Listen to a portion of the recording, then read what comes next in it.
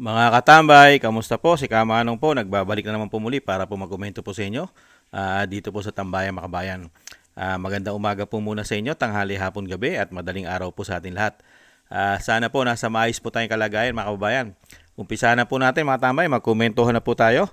Ito po, ang palasyo po, nagpahayag po mga kababayan na hindi raw po dapat madaliin o hindi po dapat kailangan madaliin ang sinasabing mananagot o pananagutin sa korupsyon sa flood control mga tambay. Huwag daw po tayong mainip mga kababayan. Kailangan po magintay at huwag madaliin.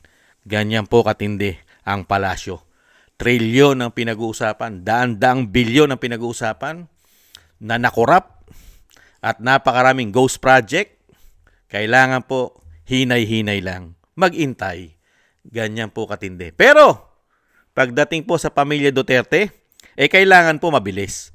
Katulad po ng ginawa kay dating Pangulong Duterte.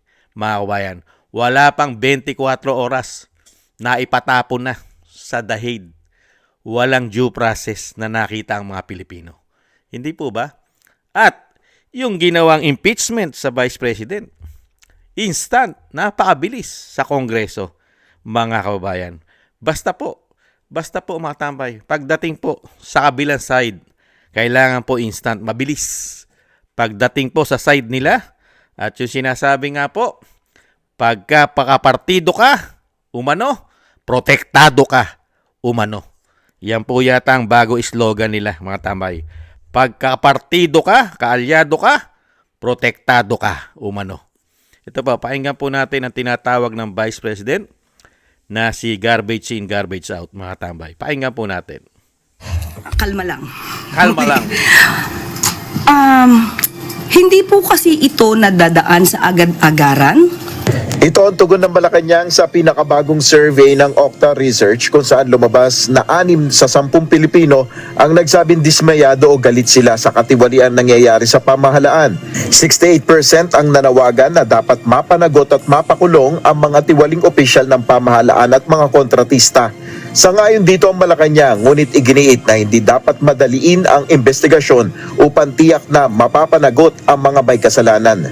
Hindi po ito nadadaan sa pabilisan at kung ito naman ay mapapabilis, napakaganda ng numero, marami nasampa sa korte. Pero kalaunan, na-dismiss po lahat. Ano po ba ang mas hindi nyo tatanggapin? Nakapagsampa ng maraming kaso, pero na-dismiss po lahat dahil hindi hinog at kulang ang ebidensya. Nanindigan din ng palasyo na ginagawa ng administrasyon ni Pangulong Ferdinand Marcos Jr. ang lahat para malinis ang pamahalaan laban sa korupsyon.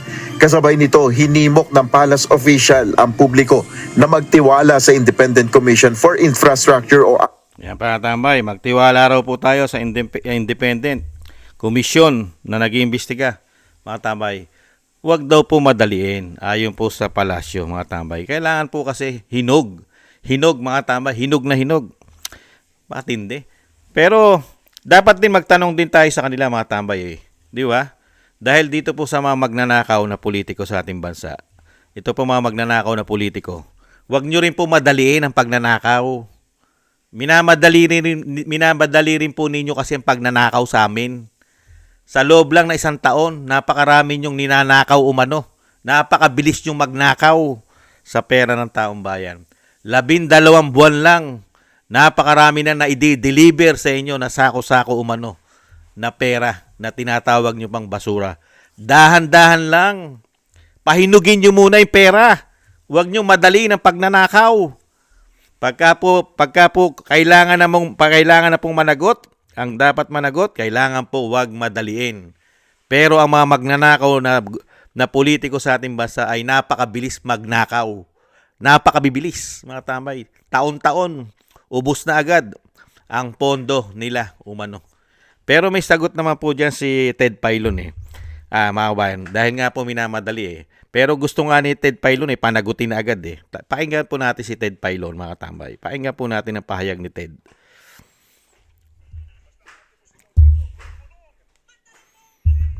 Isang dali lang po, mga tambay. Set up ko lang po si Manong Ted. May sagot po si Manong Ted dyan sa mga mandarambong. Basta ang ating pusigaw dito, ikulong! Mandarambong! Ikulong! Mandarambong! Bong, bong, bong! Abangan po sa aming pagbabalik! Aming pagbabalik! Basta ang ating pusigaw dito, ikulong! Ikulong! Mandarambong! Ikulong! Mandarambong! Bong, bong, bong! Abangan po sa aming pagbabalik! Kaya pa mga tambay, sinasabi ni Ted Bailon, ikulong ang mandarambong! Ikulong! Mandarambong! Bong, bong, bong! Pero pagdating po sa palasyo, intay lang, huwag pong maiinip. Hindi kailangan mainip ng mga Pilipino, mga kababayan. Kailangan po hinog na hinog po ang ebidensya, mga kababayan. Hindi po ba? Yan po mga kababayan, ang isa pong napakaganda pong nangyayari sa ating bansa. Systematic po kasi, hindi po katulad ng panahon ng kanyang ama. Di ba? Yung panahon po ng kanyang ama, ayon po sa ating mga magulang, at ayon po sa ating mga lolo, halos sila lang po at mga crony ang nakikinabang o sinasabing mga nagnakaw umano. Pero ngayon po, sa panahon po ng anak na tinatawag na junior umano, systematic na po. Halos lahat po ngayon ay nagnanakaw na umano. Lahat po halos ng departamento ng bansa, nagnanakaw na po lahat ng departamento ng gobyerno umano. At lahat po ngayon ay nagkakapera na. Hindi kaya, pati mga vlogger sa social media, nagkakapera na rin. Pati yata mainstream media. Hindi po ba? Pati makakaliwa, umano, ay nagkakapera na rin yata. Systematic, hindi ba? Kaya po napakahirap pong, mapakahirap mag-aklas sa panahon po ngayon. Kasi pati po ang mga men in uniform, generals, lalong-lalo po ang AFP, may lumabas po na issue na 15 billion ang mga ghost project din daw po sa AFP. Totoo kaya ito? Kaya nakita nyo po, systematic na systematic. Pati po ang mga baro ng men in uniform, mga general, nasasangkot sa issue ng korupsyon. Sino pa ngayon na magtatanggol sa mga Pilipino? Lalong-lalo po sa systematic na korupsyong ginagawa nila umano. Ang isasagot lang po sa atin ng palasyo, huwag mainip. Huwag mainip. Napakadaling imbestigahan. Hindi naman po bobo, tanga, gago mga Pilipino. Buksan mo lang yung libro. Buksan mo yung libro ng BICAM. Hindi po ba? Nahandyan din ang GAA. Buksan mo. Buksan mo ang libro ng DPWH. Buksan mo ang GAA. Sana mga pera. Sino nakahawak? Sinong mga politiko? Buksan mo lang ang libro. Di po ba? Kaya lang hindi po nila gagawin yan. Kasi yung sinasabi nga po ni Kamanong na bagong slogan, pagkakaalyado mo, protektado umano. Mga bayan. Kaya kailangan po protektahan. At syempre, hindi po pwedeng ipitin.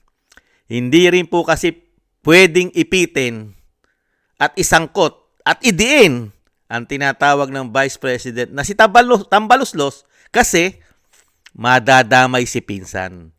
Baka madamay pa umano si First Lady. Hindi kaya. Kaya kailangan ipitin si Saldico umano. Kasi pagka idipit mo at pinitpit mo ng pinitpit ang yag balls ni Tambaluslos, baka po ikanta na.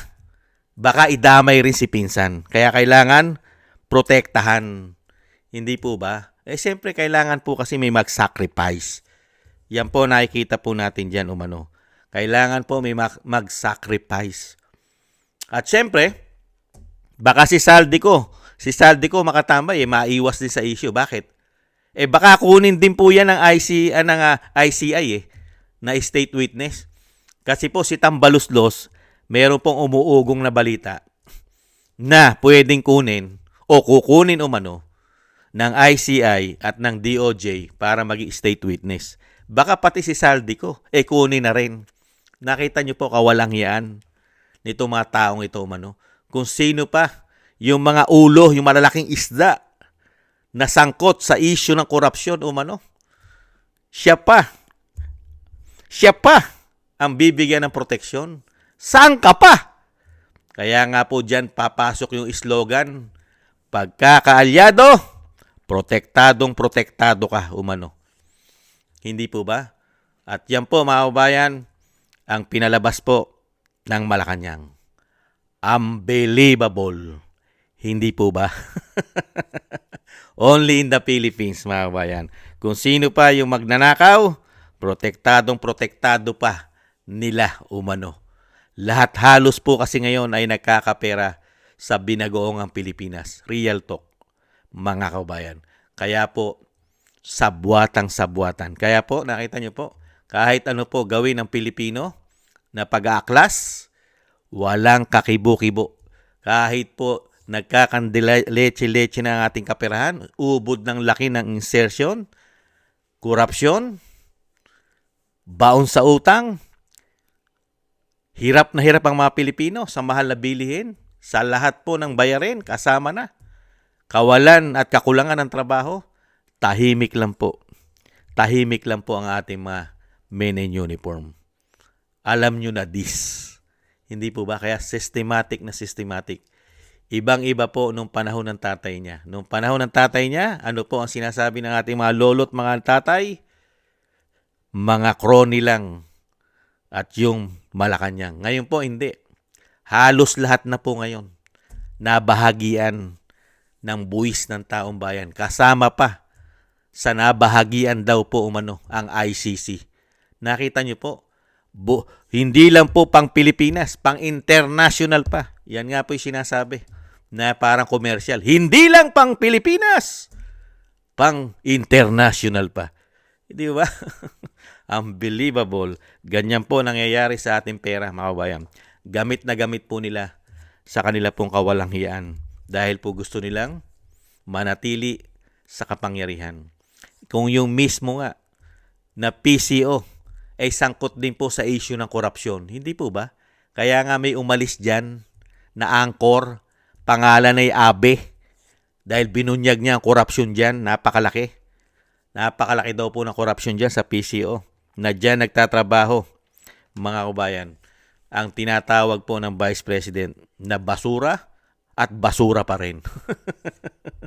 You know, basurang tinapon mo, basurang babalik sa'yo. Ay nako, yung basura na pumapasok sa bibig, basura pa rin ang lalabas. Unbelievable.